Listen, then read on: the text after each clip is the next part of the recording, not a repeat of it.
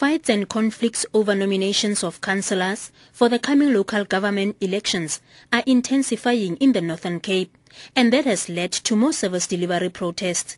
Khalishiwi, Colville and Rudapan residents say they are tired of councillors who do not have interest of community members at heart and are barrier to effective service delivery in their areas. Boki Swanepoel is one of the councillors that people say she must be dismissed. If she was going to represent this community to the effective, efficient service and represent them well at municipal level, things like this shouldn't have happened today. People are very disturbed. Women, children, people with disability within the community, they highly effectively upset, ma'am. Community are fed up, so I think it's about time that she should be removed. If you never deliver, how can you stand again for another 5 years? ANC Provincial Deputy Secretary Alvin Bottas says government will continue to engage with communities to discuss the nomination process of councillors and rectify any mistakes that have been made during the process.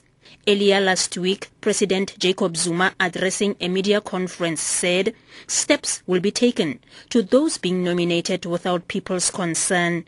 If there's any suspicion from the communities that councillors could have been tampered with in terms of the nominated people, I think they are free to have a dialogue with the African National Congress, either with the Provincial Secretary of the ANC or the Elections Coordinator of the ANC. Political analysts say the escalation of protests will work unfavorably to political parties, especially the ruling party, the ANC.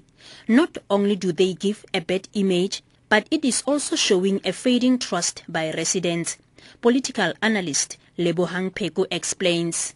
What we're seeing at the moment is a combination of a lot of discontent from citizens. I think the manner in which service delivery, the pace has been rather petty.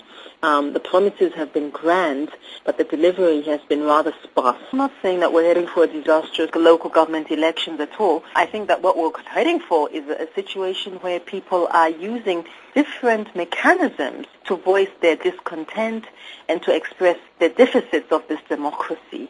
Boycotts, strikes, etc. still remain a very critical part of the South African citizen vocabulary for voicing dissatisfaction. Other areas that have been hit by service delivery protests in the province include Warrenton, DR and Krugersdorp.